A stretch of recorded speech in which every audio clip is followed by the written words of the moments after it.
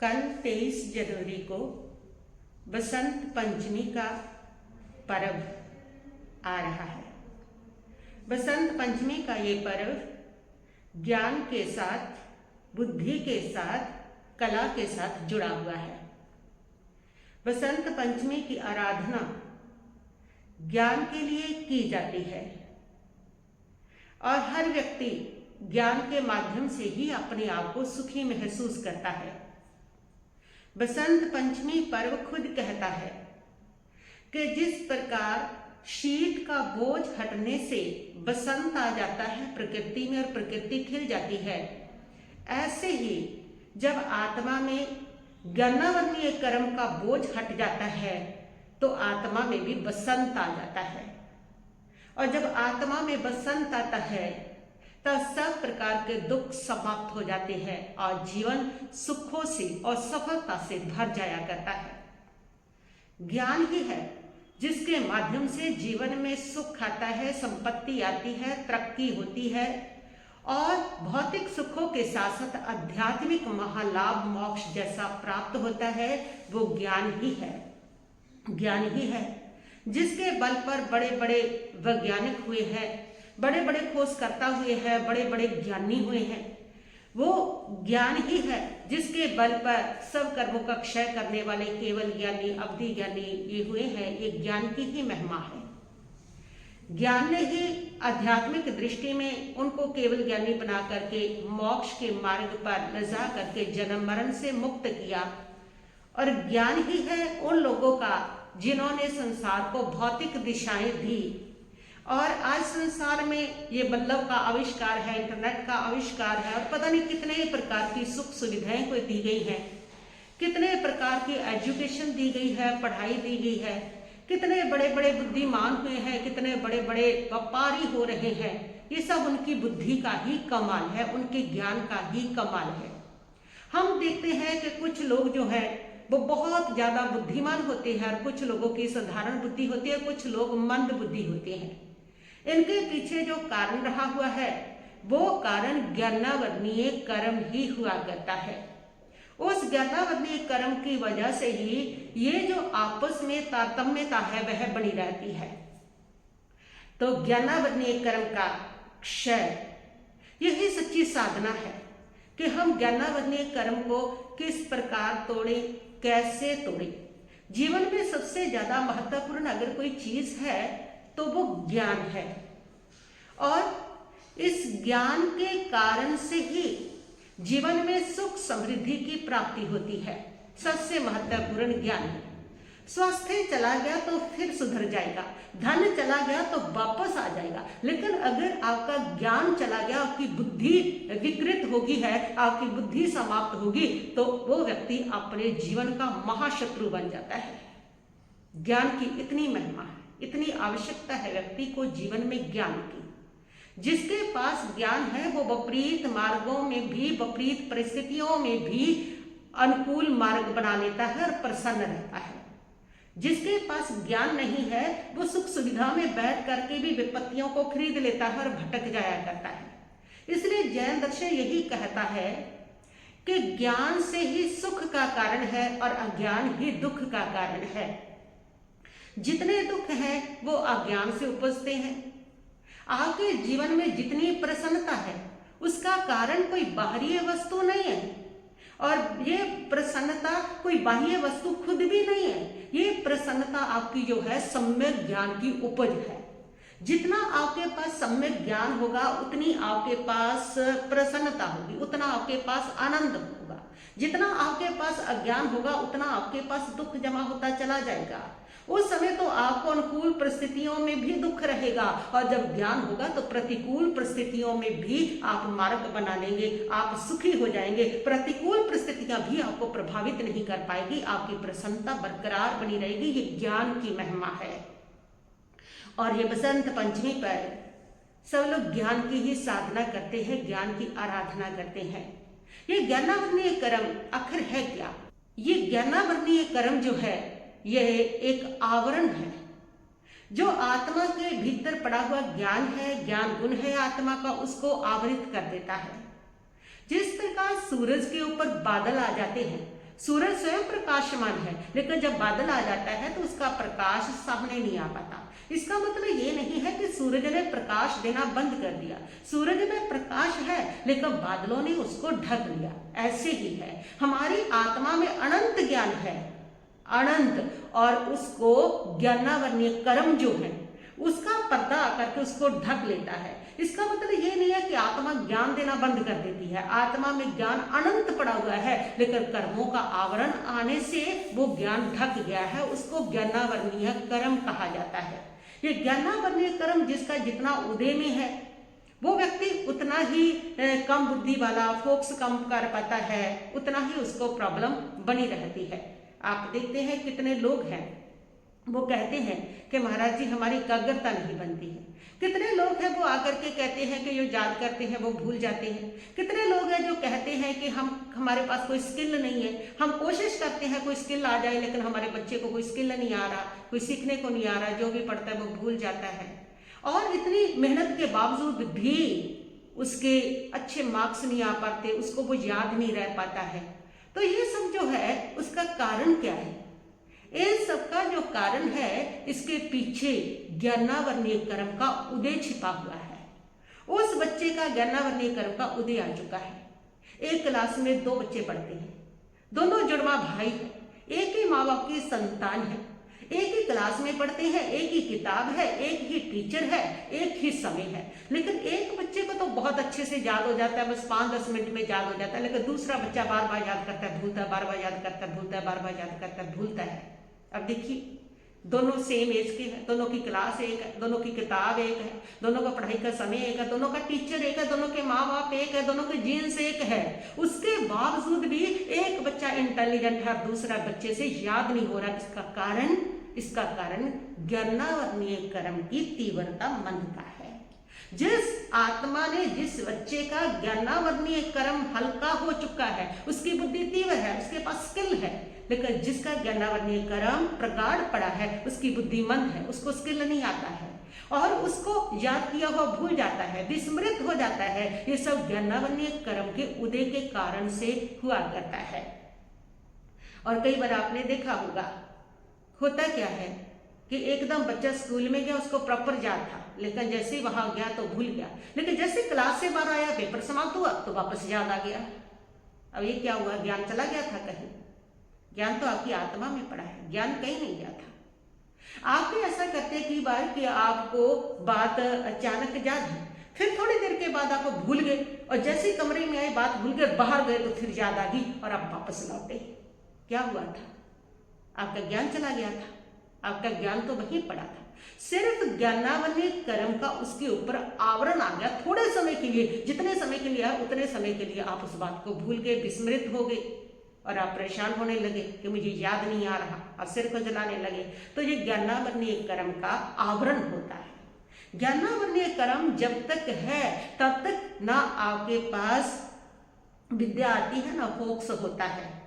इसलिए जो लोग कहते हैं कि मेरे पास कोई कला नहीं है, मुझे कुछ आता नहीं है, मैं एकाग्र नहीं रह पाता हूँ, मेरा मन नहीं लगता पढ़ाई में, जो लोग ये कहते हैं वो इस बात का ध्यान रखें कि वह घबराए नहीं, क्योंकि ज्ञानावरणीय कर्म के उदय के कारण ऐसा हो रहा है। लेकिन उस ज्ञानावरणीय कर्म को आप समाप्त कर सकते हैं, आप तोड़ सकते हैं।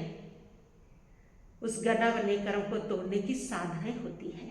वो ज्ञानावरणीय कर्म का उदय है और कुछ भी नहीं है।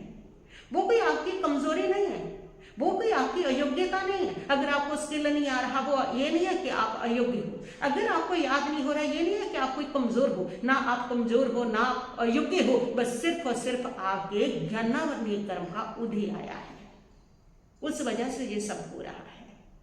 तो ये ज्ञानावरणीय कर्म कैसे टूटे? जिससे हमारी बुद्धि तीव्र हो, हमारा ज्ञान बढ़े, जिससे हमारी स्मृति मजबूत हो जाए। कैसे बढ़े ये ज्ञानावरणीय कर्म, कैसे टूटे इसका आवरण? जिससे हमारे पास अच्छे से अच्छे स्किल हो जाए, जिससे हम सफलता को प्राप्त कर लें। हमारे पास ऐसा ज्ञान हो जाए कि विपरीत परिस्थितियों में भी हम प्रसन्न रह सके, जिससे हम विपरीत परिस्थितियों में एक अच्छे नए मार्ग बना सकें। कैसे हो ये सब, कैसे ज्ञानावरणीय कर्म ये तोड़ सके। तो आए इस ज्ञानावरणीय कर्म को तोड़ने की साधना आपको बताती हूँ। ज्यादा समय नहीं है, थोड़ा सा 5-10 मिनट की बात है। 5-10 मिनट साधना करनी है और आज का ये दिन ज्ञान से, कला से जुड़ा हुआ है। बसंत पंचमी है। इस बसंत पंचमी को अनपुच्छा भी कहते हैं। एक ऐसा शुभ दिन है, ये ऐसा शुभ मुहूर्त है जिसमें कोई भी अशुभ मुहूर्त काम नहीं करता। आप बिना मुहूर्त के कोई भी शुभ कार्य कर सकते हैं। इसको अनपुच्छ मुहूर्त भी कहते हैं कि यानी कि इसमें कोई मुहूर्त देखने की जरूरत नहीं है, कोई ग्रह नक्षत्र देखने की जरूरत नहीं है। ये अपने आप में इतना पावरफुल, इतना शुद्ध समय है, इतना पवित्र समय है कि अपने आप इसमें जो भी आप करते हैं वो आपके कार्य सिद्ध हो जाते हैं। ऐसी मान्यता है इस दिन को लेके। ये बसंत पंचमी का मुहूर्त है, तो इसके दिन आप ज्ञानावरणीय कर्म को तोड़ने की, ज्ञान को बढ़ाने की, बुद्धि को बढ़ाने की, सफलता को बढ़ाने की, स्किल आपके जीवन में आए अच्छे उसको पाने की और आप आध्यात्मिक ज्ञान में भी आगे बढ़ सके, इसके लिए आपको ज्ञानावरणीय कर्म को क्षय करने की साधना करनी होगी। तो आइए आज आप, जिससे आपकी समृद्धि बढ़े, आपका ज्ञान बढ़े, विपरीत परिस्थितियों में भी आप मजबूत खड़े रह सके, आपका फोकस, आपकी एकाग्रता बढ़े, इन सब के लिए आप ज्ञानावरणीय कर्म को क्षय करेंगे। तो उसके लिए आप सुबह ही, कल जैसे ही लगेगी बसंत पंचमी कल शुरू हो जाएगी, तो सुबह ही आप उठते सबसे पहले 21 नमकार महामंत्र पढ़ेंगे और 21 नमकार महामंत्र पढ़ने के बाद आप ये बोलेंगे, मैं उनको नमस्कार करता हूं जिन्होंने ज्ञानावरणीय कर्म का क्षय किया है। मैं उन सबको नमस्कार करता हूं जिन्होंने ज्ञानावरणीय कर्म का क्षय किया है। मैं उन सबको नमस्कार करता हूं जिन्होंने ज्ञानावरणीय कर्म का क्षय किया है। इस मंत्र को आप 3 बार बोल लेंगे, इसको हिंदी में, और 11 नमकार मंत्र पढ़ेंगे। उसके बाद आप कल 1 पेज 2 पेज स्वाध्याय करेंगे। कोई गाथा याद कर ले, उत्तरादय सूत्र पढ़ ले, कोई और धार्मिक किताब पढ़ ले, जो भी आपको अच्छी लगती है धार्मिक किताब आप वो पढ़ सकते हैं। यानी कि आप स्वाध्याय करेंगे। स्वाध्याय एक ऐसा मार्ग है जो आपके ज्ञान को जागृत करता है। तो कल आप 10 मिनट के लिए आध्यात्मिक किताब पढ़ें, इसकी साधना करें, ये आपके जीवन की साधना है। और उसके साथ आप 5 मिनट के लिए काउत्सर्ग करेंगे। काउत्सर्ग के बिना ज्ञानावरणीय कर्म शिथिल नहीं होता, कमजोर नहीं पड़ता है। काउत्सर्ग ही है जो आपके ज्ञानावरणीय कर्म को शिथिल कर सकता है, जो उसको कमजोर कर सकता है। तो काउत्सर्ग कैसे करना है? काउत्सर्ग आप चौकड़ी लगा के, आंखें बंद करके और दोनों हाथों को ऐसे ज्ञान की मुद्रा लगा करके अपने पालथी लगा के घुटनों पर रख लेंगे। और रखने के बाद एक गहरा लंबा सांस लेंगे और उसे छोड़ देंगे। और उसके बाद रीढ़ की हड्डी सीधी करेंगे, आंखें बंद करेंगे और ध्यान में बैठ जाएंगे। बिल्कुल अचल, बिल्कुल अटल, ऐसे जैसे कि मुर्दे का अकड़ा हुआ शरीर पड़ा। अब उसमें कोई हलचल नहीं। संकल्प लेंगे कि मैं 5 मिनट के लिए काउत्सर्ग कर रहा हूं। 5 मिनट का आप अलार्म लगा के छोड़ देंगे। जब तक 5 मिनट नहीं होते हैं तब तक मैं इस ध्यान को करूंगा। और अगर ज्यादा करने का मन करते हैं तो ये भी संकल्प ले सकते हैं कि जब तक मेरी इच्छा है मैं काउत्सर्ग करूंगा, और जब भी खोलूंगा नमो अरिहंतानम जब मैं बोल दूंगा उसके बाद मेरा काउत्सर्ग समाप्त हो जाएगा। तब तक के लिए, जब तक मैं नमो अरिहंतानम नहीं कहता तब तक के लिए मेरा काउत्सर्ग है। ये भी आप कर सकते हैं। और उसके बाद आप बैठ जाएं। फिर आपका काउत्सर्ग जितने समय के लिए लिया है उस काउत्सर्ग में अपने शरीर को बिल्कुल निश्चल रखना है। उसमें कोई हुलचुल नहीं होनी चाहिए, कोई किसी प्रकार का उसमें उठ बैठक नहीं होनी चाहिए। यानी कि उसमें किसी प्रकार का कंपन भी नहीं आपकी तरफ से होना चाहिए। मक्खी आए, मच्छर आए, आपको काटे तो वही तो आपकी परीक्षा है, तब भी आपको वैसे अटल बैठे रहना है। काउत्सर्ग का मतलब है आप ये कह के बैठे हैं कि मैं अपनी देह का विसर्ग कर दिया, उत्सर्ग कर दिया है, मैंने अपनी देह को छोड़ दिया है। अब मैं देह नहीं हूं, मैं सिर्फ आत्मा हूं। और उसमें आपको अनुभव करना है मैं देह नहीं, मैं आत्मा हूं। 5 मिनट बस इसी को स्मरण करना है। मैं देह नहीं, मैं आत्मा हूं। मैं देह नहीं, मैं आत्मा हूं। मैं देह नहीं, मैं आत्मा हूं। बस इसका काउत्सर्ग करना है। और ये कौशल आपके ज्ञानावरणीय कर्म को शिथिल कर देगा। यदि आप प्रतिदिन 5 मिनट इसको करें तो फिर तो कहना है कि आपके जीवन का अद्भुत परिवर्तन होगा। लेकिन कल तो आप करें ही करें, एक बहुत ही शुभ समय है, बहुत ही शुभ मुहूर्त है। कल तो आप जो है इस साधना को करेंगे तो कल सरक होगी है। और उसके बाद आपको ज्ञानावरणीय कर्म के क्षय के लिए आपको दान करना है, और वो दान ज्ञान का दान करें, ज्ञान की वस्तुओं का दान कर दें। पेन है, किताबें हैं, गरीब बच्चे हैं, पढ़ नहीं सकते हैं, आप उनको पढ़ाइए, उनकी फीस को जमा कराइए, उनको किताबें लेकर के दीजिए। आपके जीवन में एकाग्रता बढ़ेगी, शांति बढ़ेगी, आपका ज्ञान बढ़ेगा, हर परिस्थितियों में आपको रास्ता बनाने की बुद्धि उपजेगी और आपके जीवन में सफलता आएगी। आपका मन हमेशा प्रसन्न रहेगा। ऐसी ऐसी अद्भुत उपलब्धियां आपको प्राप्त हो जाएंगी। ज्ञानावरणीय कर्म आपका क्षय होगा। आप बच्चों को पढ़ाने का काम कर सकते हैं, वो दे सकते हैं। और अगर उसके साथ साथ दान बहुत महत्वपूर्ण है। दान, जिन बच्चों को लगता है आपको कि वो बहुत कमजोर है पढ़ाई में, जब आपका मन एकाग्र नहीं होता है, दौड़ता रहता है, तब आप उस एकाग्रता के लिए भी किताबों का दान कीजिए, पेन का दान कीजिए और इन साधनों को सम्मान दीजिए। इनका अपमान कभी ना कीजिए। पेन है, किताबें हैं, बुक्स हैं, इनको नीचे रख दिया धरती पे, पैर से ठोकर लगा दी है, या फिर किताबों को फाड़ के चूल्हे में डाल दिया, रद्दी में बेच दिया, बिछा के नीचे बैठ के, इनका ऐसी साधना कभी ना करें। और उसके साथ जिससे आपका ज्ञान रुकता है, आपकी एकाग्रता की सफलता रुकती है, ज्ञानावरणीय कर्म बढ़ता है। उससे अगली बात है, जीवन में जितना अहंकार होगा कि मुझे सब आता है, मुझे पता है, मैं जानता हूं, जितना होगा उतना ही ज्यादा ज्ञानावरणीय कर्म होगा।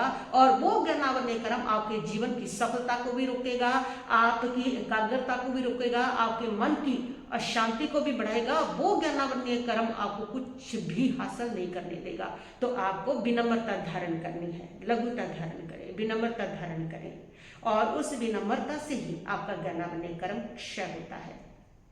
और उसके साथ है वाणी की पवित्रता, वाणी की शुद्धता। जितना आप कड़वे शब्द बोलेंगे, जितने अपमानजनक शब्द बोलेंगे, जितने आप ईर्ष्या से भरे हुए शब्द बोलेंगे, जितनी कड़वाहट से भरे शब्द बोलेंगे, वो सब आपके ज्ञानावरणीय कर्म को बढ़ाते हैं। तो ज्ञानावरणीय कर्म को खत्म करने के लिए आपको हमेशा मधुर, मीठा, संयमित बोलना है, कम बोलना है।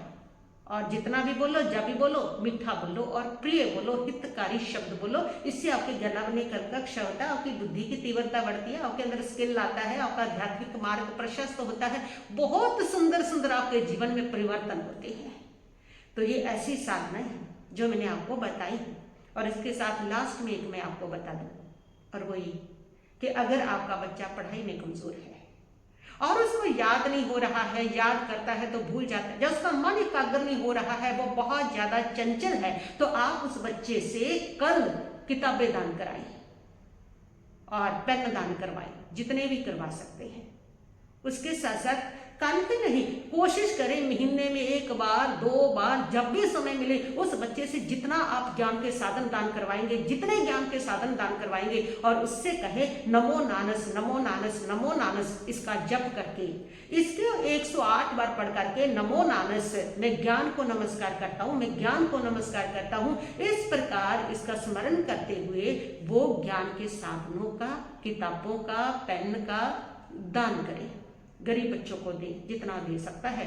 और कुछ समय के बाद आप देखेंगे कि उसका ज्ञानावरणीय कर्म टूटने लगा और वो बच्चे की एकाग्रता बढ़ने लगी है, पढ़ाई में अच्छा हो गया है और पढ़ाई में शार्प हो गया है, बढ़िया उसकी सक्सेस हो गई है, उसको स्किल भी आने लगे हैं। तो ये जिनके अंदर प्रॉब्लम है तो वो ज्ञान के साधनों का दान करें, इससे उनकी ये जो प्रॉब्लम है वो हल हो जाती है। और एक चलते चलते मैं आपको और प्रयोग बता देती हूँ। वो प्रयोग ये है कि आप कल हल्दी ले करके और उसके ऊपर नमो नानस नमो नानस नमो नानस की और नमकार महामंत्र की 1 माला, नमो नानस की 1 माला पढ़ लें। हाथ में लेकर के हल्दी को, उस माला को पढ़ करके आप रख लें। और जब भी बच्चे ने एग्जाम देने के लिए जाना है, उस समय उनके कानों के पीछे वो हल्दी लगाएं, इससे उस बच्चे के एग्जाम में बहुत अच्छा बच्चा प्रदर्शन करेगा, एग्जाम में बहुत अच्छे मार्क्स आएंगे, बहुत अच्छा प्रदर्शन करेगा। और साथ में राहु अगर उसको पीड़ित करता है तो राहु के कष्टों से भी मुक्ति मिल जाएगी। तो ये प्रयोग भी आप कर सकते हैं। बस इतना ही कहती हुई मैं अपने वक्तव्य को यहीं पर स्थगित करती हूँ। ओम शांति शांति शांति भव।